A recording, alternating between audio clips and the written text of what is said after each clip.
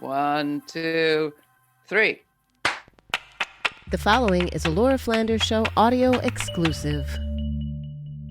Low wages, precarious jobs, towns with shuttered main streets and bleak futures.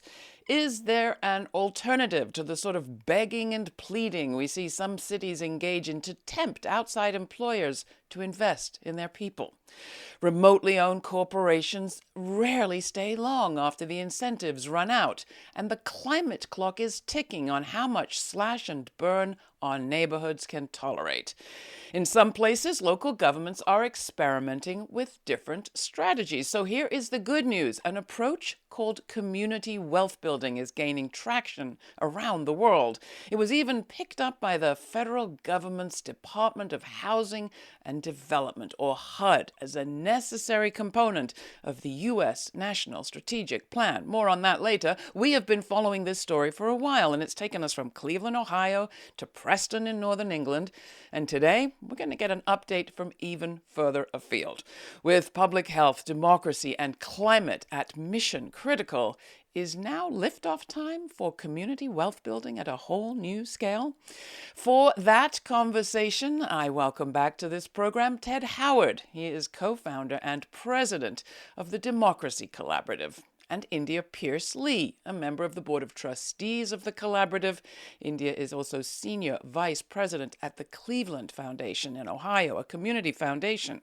Also with us, Neil McEnroy, who we last saw when he was heading up the Centre for Local Economic Strategies, or CLES, in the UK. He's now the Community Wealth Building Advisor to the Scottish Government and a colleague of Ted's. Welcome, everybody. It is a pleasure to have you with us. And I'm going to start with you, Ted, just one more time. Tell us what community wealth building is. Well, a good way to think about it is to look at what kind of economic development do we have now in our cities and our states. And it really is something that began about 40 years ago. And to put it in a nutshell, it's called trickle-down economic development. And the idea there is if places just focus on growing the economy, the benefits will trickle down to everyone. But the reality is that doesn't happen. And so community wealth building is really a different approach to economic development. It uses the assets a city has and leverages them, or a state has, for the benefit of the residents. It prevents money from leaking out of the community and keeping it internal so that you get what economists call a multiplier effect. And it emphasizes broadening ownership over business. We think business ownership is a great thing. It's just there are not enough people owning the business. And in this case, the ownership, as you'll probably hear later in the show, is often related to the men and women who work in companies, who create the value of the company, and rather than service the needs of absentee investors, are actually benefiting from the wealth that they create in their company through profit sharing. So, India, coming to you, what was the situation in Cleveland that got people there interested in this model? And what difference has it made so far? Well, actually, it was meeting Ted Howard. I met, I started at the foundation in 2006 and had the opportunity to sit in on a session that Ted and Gar were doing at the National Funders Group around wealth building. And I was like, I'm really interested in this. And then we brought— That was Gar Alparovitz, the co-founder of the Democracy Collaborative with Ted. Yes. And, after hearing it, about a month later, we get a call that they wanted to do a wealth building session here in Cleveland, which led to Ted and I talking about the paradigm shift and how we should be thinking about the continuum beyond housing, right? How do we really build wealth beyond jobs that aren't paying a living wage, and really start building this out? And several years later, next thing I know, we're doing worker co-ops. So meeting Ted really changed the trajectory of the work we did here in Cleveland.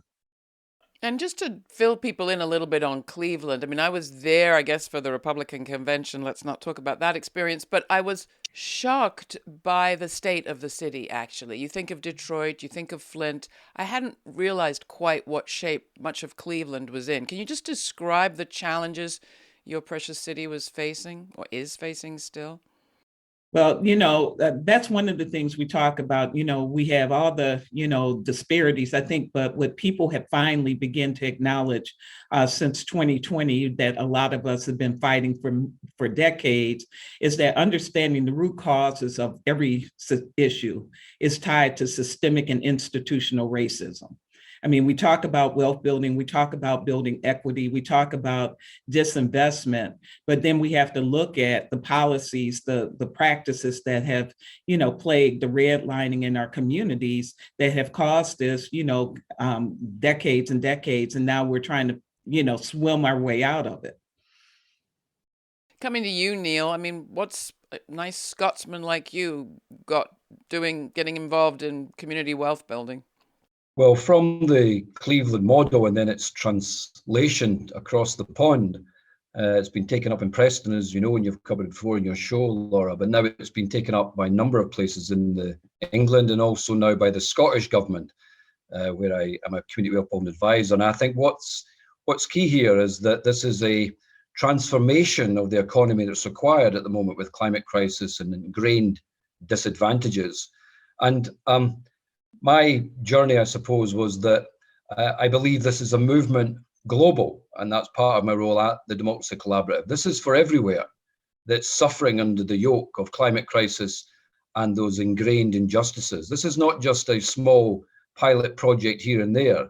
This is about rewiring the economic system for social, economic, and ecological justice.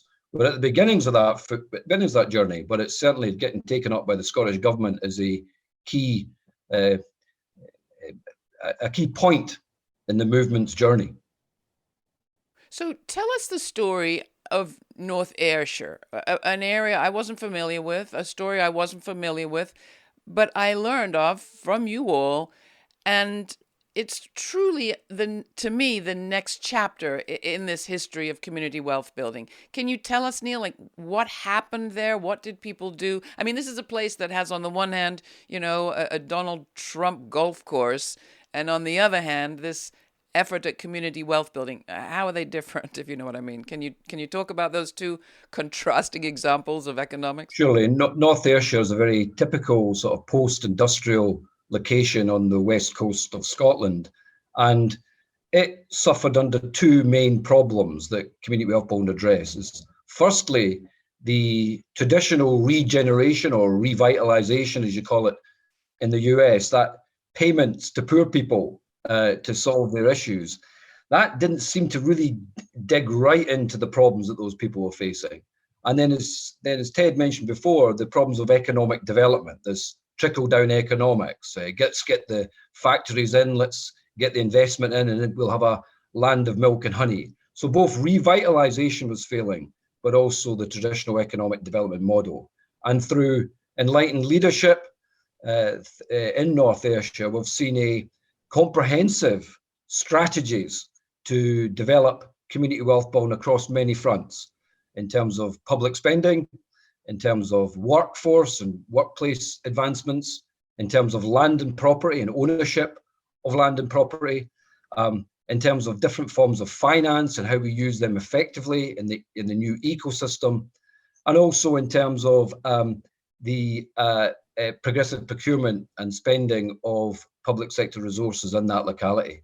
A suite of activities which seek to address this enduring problem of wealth and the extraction of wealth. So where does the investment come from? Ted, to you on that. When we're talking about local investment in procurement and hiring, what investment of what are we talking about? Well, there are a number of sources, Laura, of resources to be invested in our community. On one hand, as we did, India and I and others in Cleveland, we worked with and persuaded what we call anchor institutions, large hospitals, universities, and so forth, to change their supply chain requirements so that they could buy locally. So you could have hundreds of millions of dollars being spent by these large institutions, but you look in the community and nobody in the community is getting a penny of it. So the strategy was, let's look at all of our contracts coming up. where are we buying goods and services, laundry services, food, energy, everything else, and how can we bring those investments, those spending back to the community? After all, the institutions have to buy anyway.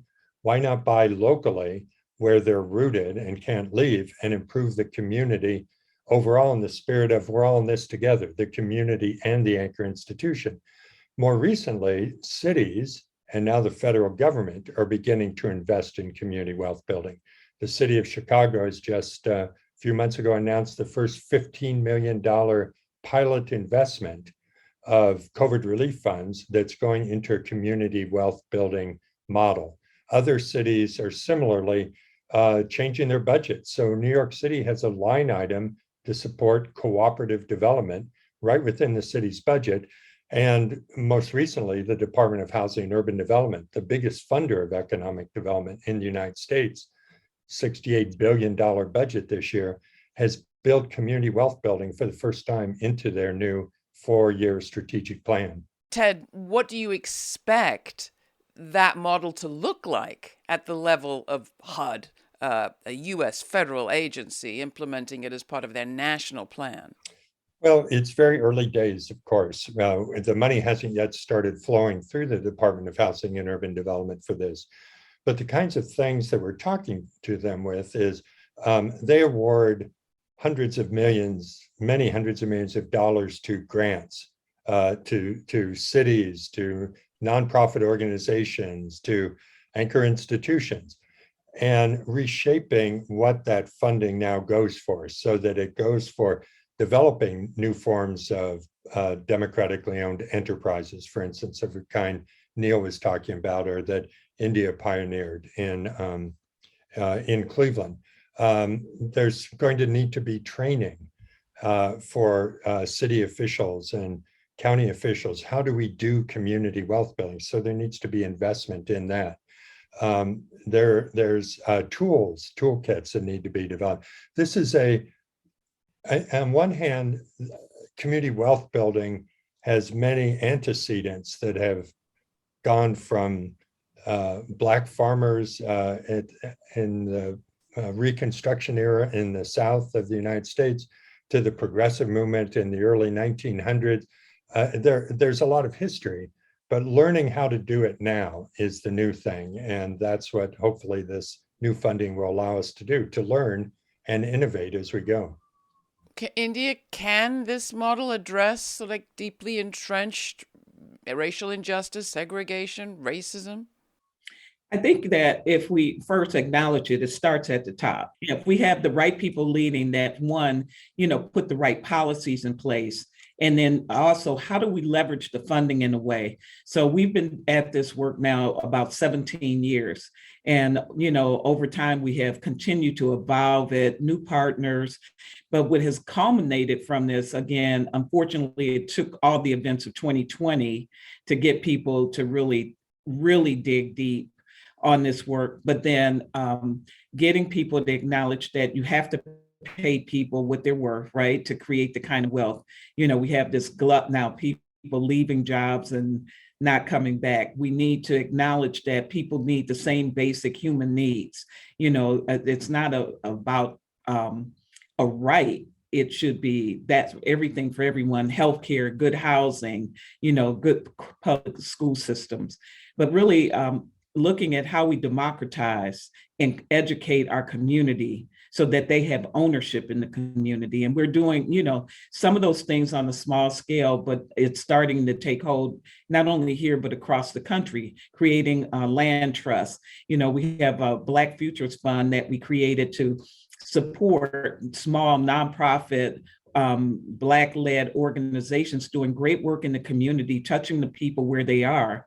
But it also means that we have to change the way we do business. We have to figure out how we build and share power, how we listen to people on the ground and co-create with the individuals we're working with to make the kind of changes that benefits them and not us telling them what they need. The cooperatives, the Evergreen cooperatives there in Cleveland, have very interesting hiring policies and relationships with their employees. I'm thinking especially of returning employees, people who've been incarcerated. And I understand some of the co-ops even help their employees, their worker owners, actually, their worker owners, have better standing for loans and housing. Are you aware of all of that, India? Yes, the Cleveland Foundation actually helped fund it. So, and it actually, this again is listening to the employees. One of our first employees with the co-ops actually came to us and said, he was a father of 5. He had just got divorced, and needed somewhere to have his kids. So he said, what about helping us get housing? So we looked at various models and worked with the local nonprofit Cleveland Housing Network, now Cleveland Housing Partners, who is the largest producer of affordable housing in the state of Ohio. And when they came to us, talking about after the crash in 2008, they began self-financing. I said, we're trying to do this with Evergreen. So we gave them resources to administer a housing program so employees of the co-ops could actually buy a home and own it in 5 years. That was the caveat. So we worked out where their mortgage, payments were taken out automatically every other week with their pay, and they were able to take over some new construction homes that had been done under a lease purchase model, or completely rehabilitated homes through Cleveland Housing Network. And at one point, we even had a new car program where employees could get a car for a year without paying for it. We set up an account where they could deposit into it, and at the end of the year, either purchase, lease the car, or take their funds they had saved to use how they want it. So just trying to experiment and try things based on what they said they needed. Talk about a comprehensive approach. Now, coming to you, Neil, there are people, especially in the UK, with a sort of strongest sort of socialist history, who would say, well, what if I don't want to be a worker owner? What if I don't want my rights attached to my ownership of something, my wealth? How do you respond to that? And also, how do you distinguish this model from a more familiar, at least to some, model of national ownership, like of a utility, which sometimes doesn't feel that different to the people at the receiving end of that utility? I think there's a growing consciousness across many people of the need for the economy to work for them, the planet. And that is growing. And I think we're seeing in the UK and in the US a growing a desire for employee ownership. So it's growing. I think, and sometimes that growth happens in spite of the system. We need to get the proper legislative and policy context so it becomes routine and easier for people when that hankering happens. And I know in the Scottish government, there certainly is employee ownership funds, and there's an architecture, if you like, around that hankering and that desire for it to grow. So it's there. I think, so what was the second part of your question, Laura? But just for people that say they don't want to be a worker owner, I mean, should their rights be attached to ownership of particularly of a business or something? And then just distinguishing this model from typical national ownership, publicly owned utilities, which sometimes don't feel very different to the user. I think we need to be plural as regarding the forms of democratic ownership. And I do, in some instances, say railways or those other core elements of our economy, railways, care, health, perhaps, energy. We need to think about wider public ownership and municipal ownership of those elements. I mean, the rewiring and the beauty of community wealth building is it's not just one particular thing, say co-ops, it's a range of different options of that movement to democratize the economy, rewire the economy that truly works for us and the planet. There are some amazing stories coming from North Ayrshire of what the Scottish Labour Party Council did in leadership. Everything from a free diaper scheme to creating new solar energy on old waste dumps owned by the council. Here's a little bit of footage of Joe Cullinan, SLP candidate running for office recently in a by-election. It has to be said, Neil, that the Labour Party there in North Ayrshire lost its control of the council. The Conservatives won. What happened? If this is all so great, what happened? Well, the SNP the SNP won, the Scottish National Party won that election. Look, there's local circumstances for that loss. That was not a loss of community wealth building as such. Indeed, the new administration is very supportive of community wealth building, and it will be continued forward. Nationally in Scotland, it is an SNP administration, and they are committed to community wealth building, and they actually have a minister, probably the first minister in the world, a minister for community wealth. So there was local circumstances for that loss, but this is a very much mainstreamed across all progressive parties in Scotland, and I think it's here to stay. So there's a lesson there, I think, that this is not something we should see particularly coming from the old left or the left. This should be an option for all progressives who believe that we can create a better world, we can create an economy that works for all of us. Is there a way for trade unions to be involved in community wealth building, Ted, or is this an alternative to collective bargaining? I think there's certainly a way for trade unions to be involved in community wealth building. The largest worker cooperative in the United States, Cooperative Home Care Associates, which has, I believe, 2,300 members, that is owners, is also unionized by the Service Employees International Union. And that has worked very well, cooperative ownership and the unions. In the United States in particular, Laura, where we never had a very robust organized union workforce. I think it peaked as a percentage of private sector workforce at something like 35%, and that was back in the 50s and 60s. Today, we're down to just 6% in the private sector. Public sector is up to about 11. And I think the unions initially were quite skeptical of employee ownership co-ops. It's a different management labor relationship. But I think now, as unions are looking to the future and how are they going to stay relevant, I think there's a lot of interest, actually.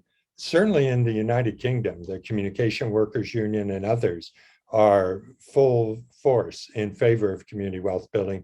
And we're in dialogue with unions in the United States that are as well. Our mantra when we began the Evergreen Cooperatives in Cleveland was a job alone is not enough.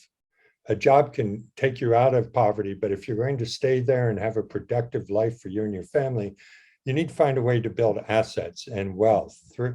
Cooperatives give you that, and that's a very nice fit, I think, with trade unions and their purpose in life to support their members and their workers. So I think there could be great things ahead for the labor movement and community wealth building. If the planet can keep living and breathing long enough, and there are implications for sort of community wealth built Green New Deal in this moment too. Neil, India, who wants to speak to this? In what way can community wealth building, or is it already, helping our transition to a more sustainable, greener economy? Neil? Well, clearly, community wealth building, part of its strategy is to shorten our supply chains for goods and services, and that helps with our carbon footprint. So we need to repatriate elements of our economy, opposed to having these long supply chains that spin around the globe.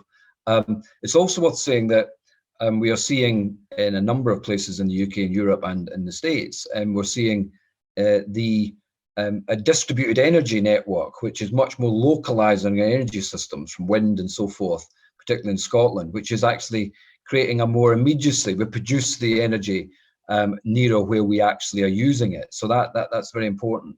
I think what is key about community wealth building is it nestles, if not snuggles, within a wider transformation approaches to our economy that makes the transition. And the key heady brew, if you like, would be community wealth building combined with a green industrial strategy, which Scottish government is moving towards. So those big industrial transition questions is aligned with community wealth building strategies. Again, we're at the foothills of this, but certainly the thinking is there, the movement's starting to grow. We just need to move a bit faster. Now, India, coming to you, it's important to mention that Secretary Marcia Fudge comes from Ohio. She's informed by what you have done there in Cleveland. to Americans who may think this is all very pie in the sky to me, where I am just trying to rub 2 cents together, what's your pitch to them? And how can regular folks, particularly in this country, get involved? I think that, again, it starts with education and understanding how all these policies impact us, right? We just talked about, the environment, right? How we look at green energy transition, that training and really getting our citizenry to understand what it means to have clean water, parks and recreation, good transit, having accessibility and mobility. And I think that we understand, again, that this is, really critical to creating vibrant communities and neighborhoods.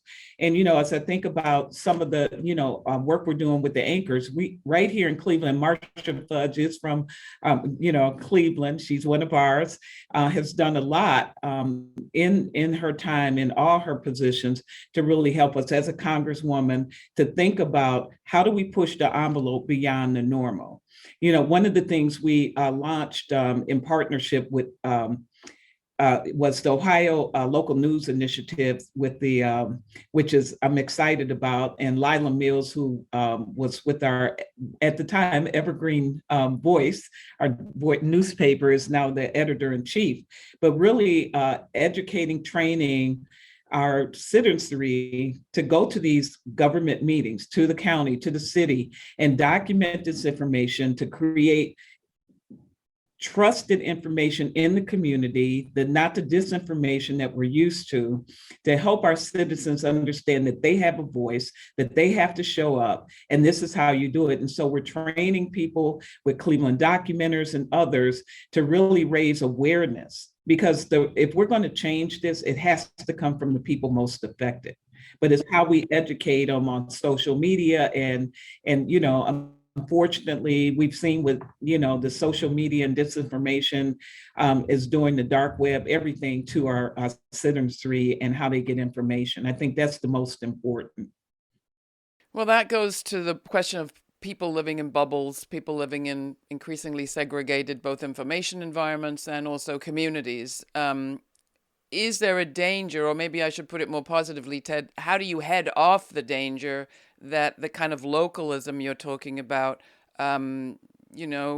increases segregation possibly, or deepens it?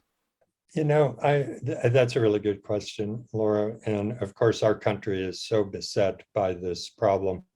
I have a faith what we're talking about is not going to exacerbate that problem. Community wealth building at its core is something that calls to people, we're all in this together. It's very inclusive. The Evergreen cooperatives began in a very democratic city, led by a Democratic mayor, right? It's interesting that one of the very first replications of our Evergreen Cooperative Laundry is down in the Panhandle in Texas, in Amarillo, which, having visited there, it's about the reddest place I've ever been. There are no Democrats elected officials, but they say, this just makes sense. Our hospitals, our laundry is being trucked even out of state to be clean. Let's build a local facility. Let's move it toward employee ownership, hire people in the most disadvantaged neighborhoods, and keep our money local. So I think there's something in the spirit of this that frankly can appeal to both liberals and conservatives. And it's really about making a place for our community and making it a healthy place. And as India was saying, not just economically, but really for the whole person. And I think that's got to be a contribution to this country and where it's going. I was very impressed, Neil, by some of what I heard about how Preston had fared during COVID. Can you talk about that?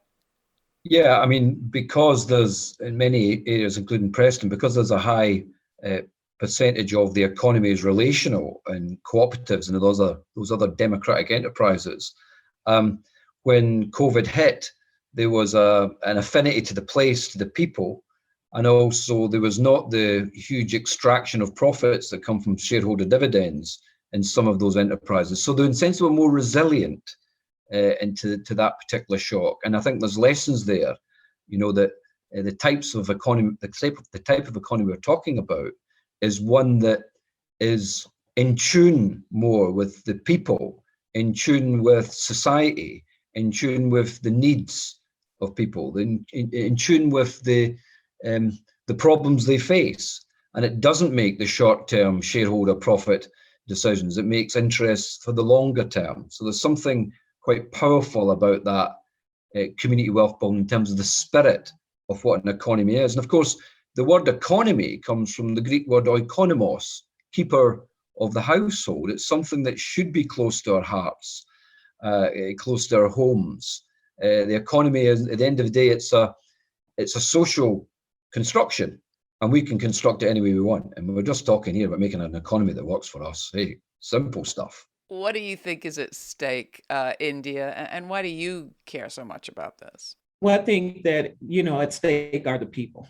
If we do not fix this issue, if we do not get together and solve this, we're going to continue to see the kind of poverty, the disinvestment, the continued, the rich getting richer, the poor getting poorer, and this is just unacceptable. It's everyone has the right to the same opportunities, and it's up to us to make sure that we're out here advocating, taking the resources we have where we sit to leverage that to really make a difference in people's lives. At the end of the day, I used to tell people I only have this much space in the little space I live in. I want to help as many people as I can while I can. And, and that means, finding people like Ted, like Neil and others that are willing to stand up to fight the systems that exist, that continue to disincentivize, that, really takes away the opportunity to deepen civic participation from our citizens. I often end these programs by asking our guests the following question, and I'll ask it to you, Ted, first, but everybody. What do you think is the story the future will tell of this moment? I think this is a true watershed moment. And there are key times in our lifetime, 1933 in the United States when the New Deal came into force. In the United Kingdom, 1945, right after the war, and the advent of the Labour government and the building of the National Health Service. And in a, I would think, a kind of negative way, in 1979 and 80, when this neoliberal doctrine came in to dominate so many economies all over the world. And, a situation where three people in the United States control more wealth than the bottom 160 million of us, that's a prescription for tearing the country apart. And I think we've seen some of that in recent years. So I think this could be a watershed moment where 40 years of a certain way of dealing with the economy over time is put to bed, and we build a new economy based on the democratic principle of ownership and participation. So while the times are perilous, I'm very hopeful of where we're going. And you, India? Yeah, I'm always the optimist, and I believe that, we have enough good people that will make the kind of changes that we're looking for. And again, looking at opportunities to build on work that we've been doing for the last, 17 years here at the foundation. We are starting the land trust finally, Ted, things like that put wealth in people's hands. And, when we go out to community now to like where we're building our new headquarters, engaging the community in a way, but paying them for their time, paying them for their advice, giving, letting them know that they're important and that they are, part of this process. And I think the solution is just us sticking together and continuing to fight the fight. At the end of the day, it's, really us making the difference, and that the larger us, the collective. I mean, Neil, I have to say, the progress has been pretty quick with community wealth building. I mean, we're not talking centuries to gain some traction, but decades, not even very many. No, it's not glacial. In fact, we need to go faster for sure, because we've got a huge climate crisis as well as the whole other series of injustices that are taking place. But we need to seize the moment. And I think from community land trusts in Chicago, from municipal ownership of energy, to a whole series of different examples that fit into this community wealth building sort of framing. We need to learn those, and we need to sing about them, and we need to go again and harder and faster. I think we need to seize this moment, but it's not worth seizing the intangible. It's all around us in many of our communities. We just need to get it to grow. And I think what's exciting about what's happening in many cities of the US, but also in Scotland, is that we're seeing administrations starting to pick up on this. We're seeing HUD in the US picking up on this. This could make it go a lot faster. As soon as we get that mainstream state apparatus supporting this, then we can go faster. So I think we're at the beginning, but we're just about to take off. That's my hope. We just need Beyonce to record a song. We do. Some high profile celebs getting behind community wealth building would be great stuff. All right, if you're out there, anybody, just contact the folks at the Democracy Collaborative, I think is the answer. Thank you all. It's been a pleasure to catch up with each of you and all of you together. Ted Howard, India Pierce Lee, and Neil McElroy. It's really a pleasure. I enjoyed